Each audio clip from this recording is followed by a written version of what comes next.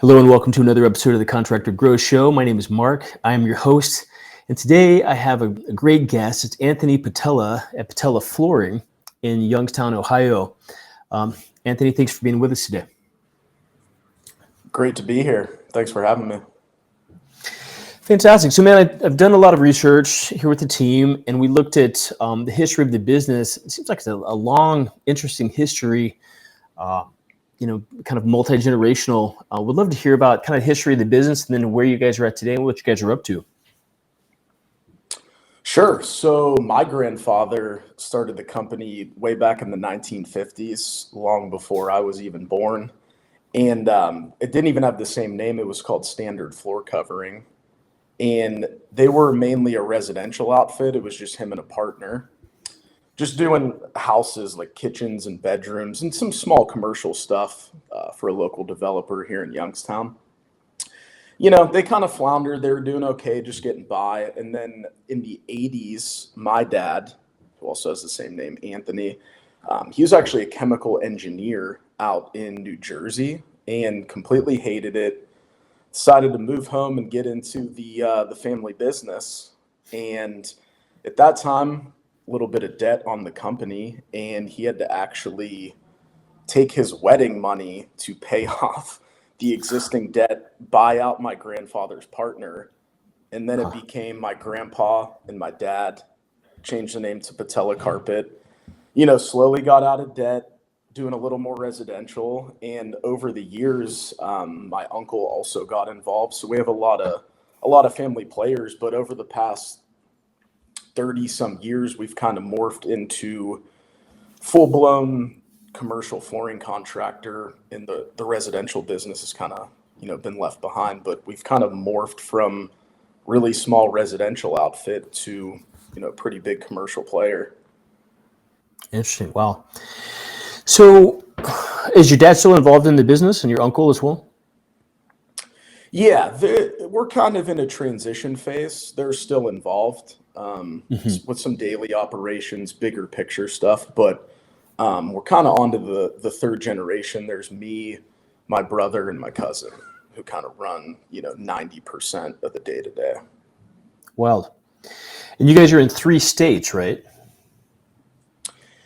Yeah, so we're strategically located. So Youngstown, for people that aren't familiar, we're right on the eastern border with Pennsylvania. So it's like I could drive 15 minutes from our office here and be in Pennsylvania.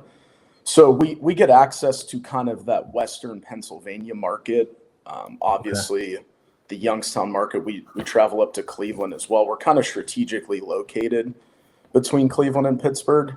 Those are the main 2 states. I know kind of before I was involved, they would, mess around with some jobs down in West Virginia. But, recently it's mainly just been Ohio and Pennsylvania due to our strategic location. Okay. And so it's mostly, it sounds like it's all commercial. How do you guys, what has worked for you guys? You guys have been around for so long. Just a ton of word of mouth. Are there new clientele that come on a kind of recurring basis, just sort of word of mouth, or is it mostly sort of recurring business at some level? What's kind of the mix of new commercial clients that are totally new to the company versus, I don't know, kind of your referral and like long-term base you guys have had forever? Sure. Great question. Yeah, it's a pretty good mix. Obviously through COVID, just on a macro level, a lot of businesses has had to do that COVID pivot, quote unquote. And it wasn't even something we really planned, but we kind of went from even just 5 years ago, probably 80% of our sales coming from specifically the Youngstown market, within a 20-mile radius. And for whatever reason, through just word of mouth, finding some new installers in like the Akron and Cleveland markets, which are anywhere from 40 to 70 miles from us, kind of pivoted. And now I would say 2/3 of our business comes from outside our actual hometown location in Youngstown. So we do have a lot of legacy contractors that we work for in Youngstown that my dad and uncle have built up over the decades. But more recently with my brother and my cousin, we've kind of branched out into different markets, and there's some contractors that we've been doing work for that make up a pretty large portion of our sales that is a new relationship as of 2-3 years ago. Okay. And I see you guys, I mean, across the kind of commercial spectrum here on your site, patellaflooring.com, I see education, healthcare, multifamily, government, athletics. Looks like you guys have got a mix, of all kinds of commercial jobs. Is there a certain type of kind of commercial project that you guys favor that works well for you guys, can specialize in, or like is especially ideal for you because of your skill set or just your business model? Sure. I don't like saying I need to work on that. No problem. I would say education. I'd say anywhere on a given year, 15 to 30% of our total revenue comes from the education sector. And that dates back. My uncle did a lot of schools back in 90s, 2000s, and mid 2000s. So that's always kind of been our wheelhouse, which kind of helped us grow initially. So I would say the majority, that's definitely our largest sector. Okay. When we've had commercial contractors on the pod here, something that sometimes it seems like it's a part of work over in the commercial space is doing ultimately submitting quotes and kind of competitive bids and things. Especially with government work and schools and things. I mean, is everything that you guys do like a competitive bid situation, or do you have some portion of your clients? It's like, no, they're like these, we're the company that works with this school district or with this kind of government set over here. How does that work for you guys? Is it all competitive bids, and does it create problems for you guys? I mean, how do you win those bids if it is like that for most of your jobs? Yeah, that's another great question. That's kind of the sweet spot that we've honed in over the years. So to start, I would say probably a good 75% of our business comes from that competitive bid work. Okay. So to hone in on that, you got to find that margin where it's not super tight to where if one thing goes wrong, you lose money or lose your ass. But if you fluff the number up too much, you're not going to get jobs. So that's what's very unique about commercial contracting is like every bid is different based on location, size, the difficulty, the contractor kind of honing in on, is this contractor going to get 10 other flooring numbers or 2? And it kind of changes the way you bid things. And I would say we have a handful of accounts, commercial accounts, where it's somewhat of a no bid type of situation where we've serviced them over the years. We're fair, we're definitely not the cheapest, but we're not the most expensive, but the product that we put out, I would say, is a great value. So what we like to do is if we notice we've done some repeat business, then we'll kind of step up our level of service and maybe reaching out and networking to try and acquire them potentially as a no bid type of situation, just to not completely hammer them, but just, that an extra few percentage points on the bottom line can make a pretty big difference. Sure, big time. And we noticed that you guys have got as of the last rating, it looks like at 30 employees or so. I mean, is it still about that number, or is it more than that, or is that about the right range?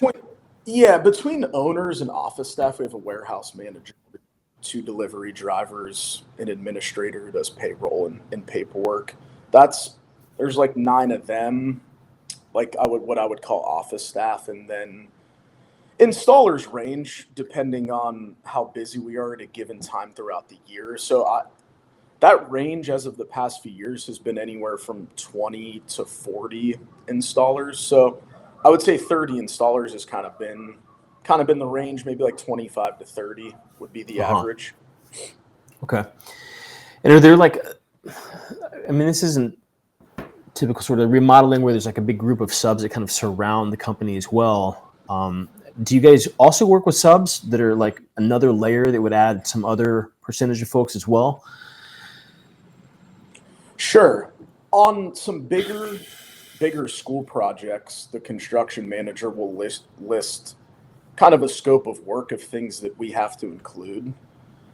So Okay. sometimes on those bigger, higher profile jobs, we're almost like a flooring GC where maybe they want us to include, the hardwood in the gym or the resinous flooring in the bathrooms or the sealed concrete. So Uh-huh. at that point, those are things we don't actually self-perform.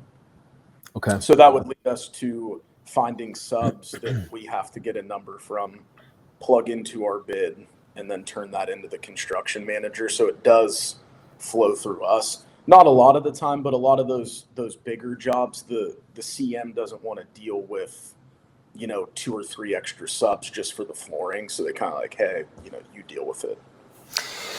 Yeah, I mean, the reason why I ask is because, we've talked with companies, successful companies, and $5 or $8, $10 million range that have got 10 employees and they've got 80 subs, right? That come in on jobs, and we've talked with companies the same size that have got 50 employees in house.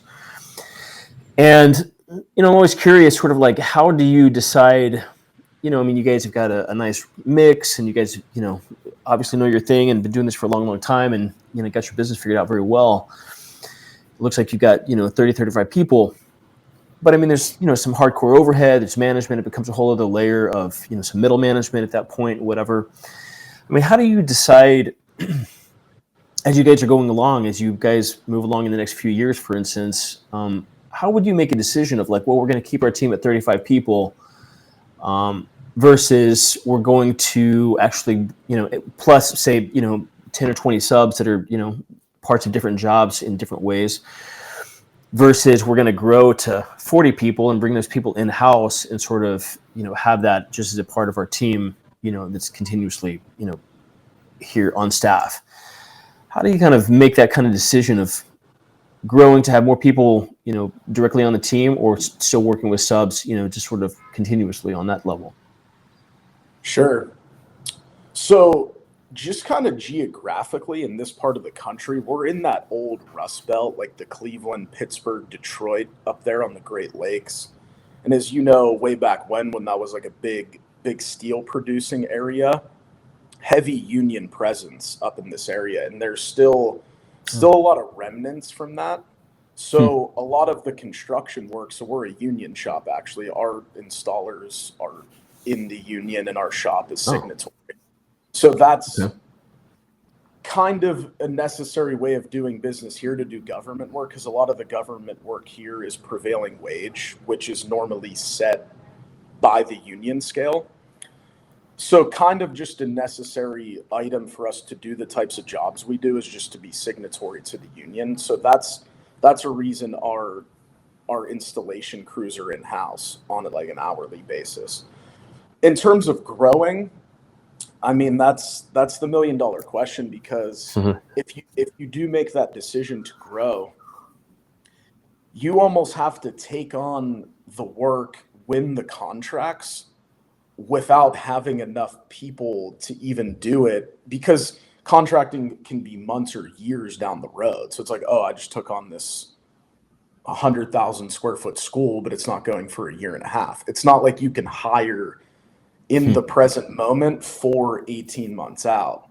So you kind of have to, like, if you want to grow, at least in our business, is that risk of, hey, we're kind of taking on more than we can handle. And then the weeks leading up to you mobilizing, you have to find installers or get on the phone, call the union hall, see if your guys know of guys. And it's kind of it can be kind of risky. And we've done it in a smart way where we haven't really planned to grow. The business luckily has just been kind of flowing, and it's kind of been a natural progression. So we really haven't made a conscious effort, but in the growth periods, for sure, it's like, I don't know where we're going to find the guys to do the jobs. Honestly, it gets a little scary sometimes. Yeah.